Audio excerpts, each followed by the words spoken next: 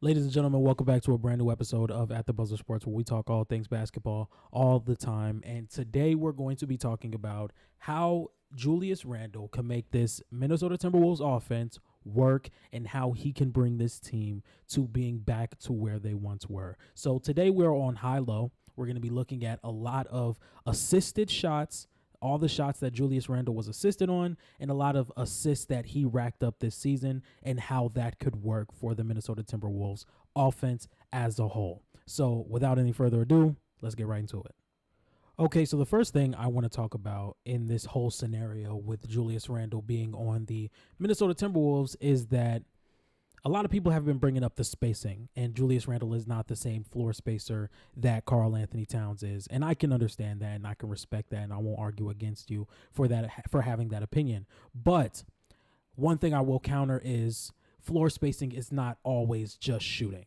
I think Julius Randle can be an excellent floor spacer without having to be the shooter that Karl-Anthony Towns is because he can create outside of the restricted area. I think Julius Randle is just as lethal up here than he would be right around here. And just because, or not scoring the ball as scoring the ball, but maybe as in playmaking, being able to put the ball on the floor. And those are things that he does do better than Cat. I think he is a better passer. I think he is a better ball handler. So let's imagine right here, this is Anthony Edwards and it's not Jalen Brunson. This is something that Julius Randle is extremely well capable of doing night in and night out when he plays for this Minnesota team. So we're going to pause it right here. It's an easy dribble handoff. He creates space for Jalen Brunson, who now has multiple opportunities. He can drive in and he can make the easy layup, which it looks like he's going to do.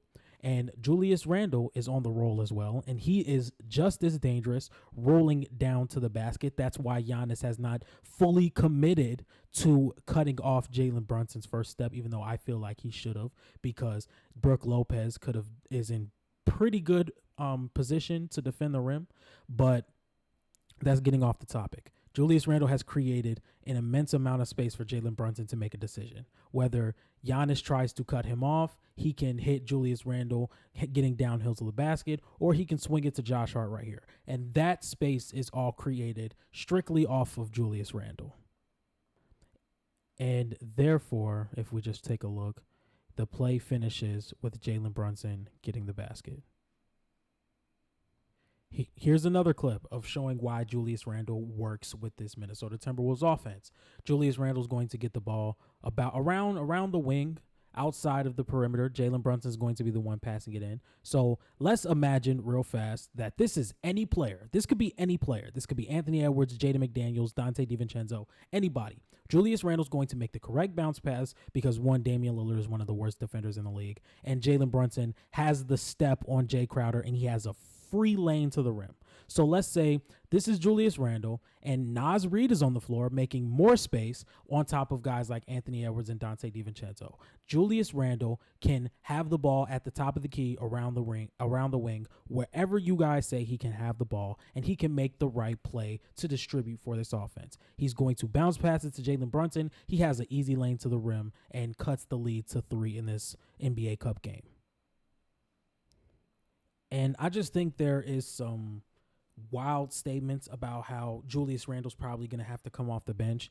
And we tend to do this with guys who have not been around. And we tend to talk about how they aren't as good just because they have not been on the floor.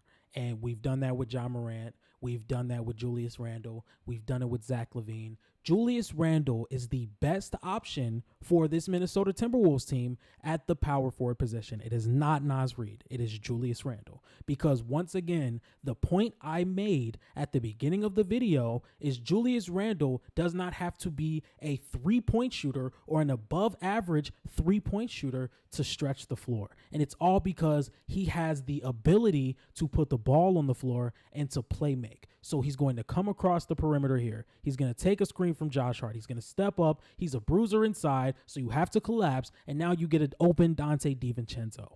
So if we can get some knockdown shots from guys like Dante DiVincenzo, Naz Reid, Jaden McDaniels, Nickeil Alexander-Walker, Joe Ingles. This Minnesota Timberwolves team is deep enough around their big three in Anthony Edwards, Julius Randle, and Rudy Gobert for them to build the proper lineup they want to put out there around said Anthony Edwards and Julius Randle to be effective in every single game. Now, one thing I did want to say, it's not going to start off pretty. I don't think it's going to start off pretty. On top of Julius Randle not playing a single minute in this offense for the Minnesota Timberwolves team, he's also going to be coming in late. So I think the Minnesota Timberwolves are going to be playing maybe even a month or two without Julius Randle. So that makes it even worse, and there's going to be some time. But I think they can definitely figure it out by the end of the season going into the playoffs. So let's look at some more highlights.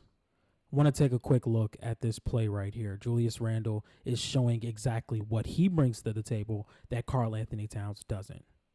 So let's play this real fast. Julius Randle has the ball on an island. He's going to make his move. He's going to get downhill.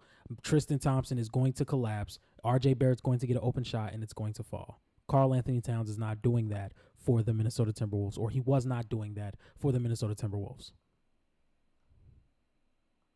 Okay, so just wanted to show what makes Julius Randle, or what does Julius Randle bring to the table that Karl-Anthony Towns doesn't. So this is a kind of like the same play. Karl-Anthony Towns is going to have the ball on an island. He's going to get downhill, and he's going to try and make the right play, which is to hit the open man after the defense collapses on him. Yes, this is the game where Draymond Green put Rudy Gobert in a headlock. We're not going to talk about it.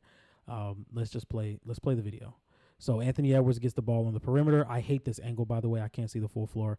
And we're going to pause it right here. Karl-Anthony Towns is going to make a move to go baseline. You have AirPods here. You have Dario Saric here. You have Rudy Gobert kind of in the dunker spot. Not really. He's basically right under the rim. So if Dario Saric decides to step up, Rudy Gobert is going to be wide open under the rim. Let's see what Karl-Anthony Towns decides to do with it. He tries to make a flashy pass, not knowing that Dario Saric did not really commit to Karl-Anthony Towns. Karl-Anthony Towns just walked right into Dario Saric, eliminating the entire space that the Minnesota Timberwolves set. And if you want to go back just a little bit, if we just restart the entire play over, a lot of it's on Rudy Gobert as well, not just positioning himself to be in a better position to take a pass like this, because all he did was take a step back when he really could have just backed down Chris Paul a little bit to maybe force him to foul him and get an and one. But it is what it is. Karl-Anthony Towns did not make the right decision there. And I'm not saying Karl-Anthony Towns is the type of player that I'm not going to sit here and say he's the type of player that can't put the ball on the floor. I just don't think he has the level of skill that Julius Randle has at that aspect. Let's see. Let's just watch the very next play. Let's see what he does here. All right, so he has the ball on an island. He's gonna get Kevon Looney up in the air, but he's then called for a charge, which is something Karl-Anthony Towns does a lot. And I'm not saying that Karl-Anthony Towns is not the better fit than Julius Randle next to Rudy Gobert because of the spot-up shooting, but what I'm saying is Julius Randle can absolutely work in this offense. It's just not going to be as seamless as the casual fan would think, because it's not as easy, or it's not as easy for someone to really put it together if they can't shoot. But trust and believe, this is something that can be put together. This is an offense that can work. And to call me crazy, this is something, I know there's been some rumors about Julius Randle getting some minutes at the small ball five. I wouldn't give up on that dream just yet, because if we just take a look, right now he is playing the small ball five for the New York Knicks. You have a lineup of Quickly, RJ Barrett, Josh Hart, and Quentin Grimes. Julius Randle is the small ball five, and he is backing down, I think that's Mortiz Wagner.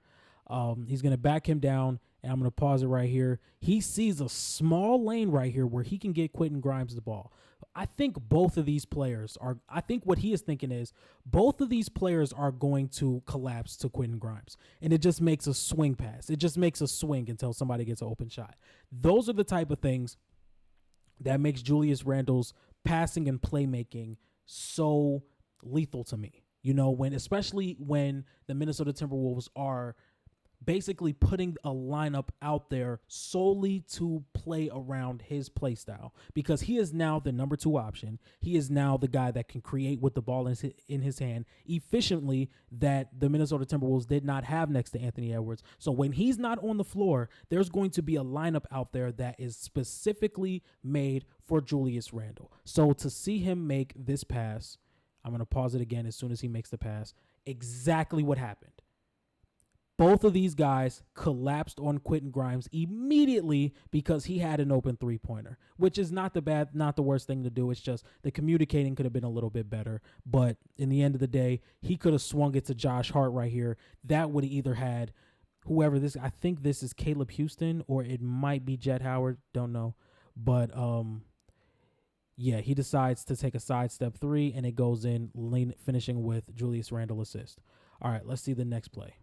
That was an out-of-control pass. I'm not going to really talk about that, but it is what it is. Julius Randle definitely fits in this offense. I'm not going to sit here and try to convince you guys anymore. We saw it with the film. I'm probably going to make a lot more videos like this. Shout out to Kenny Beecham, man. He just gave me the godfather of websites.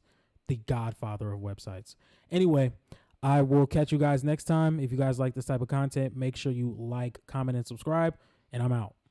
Peace.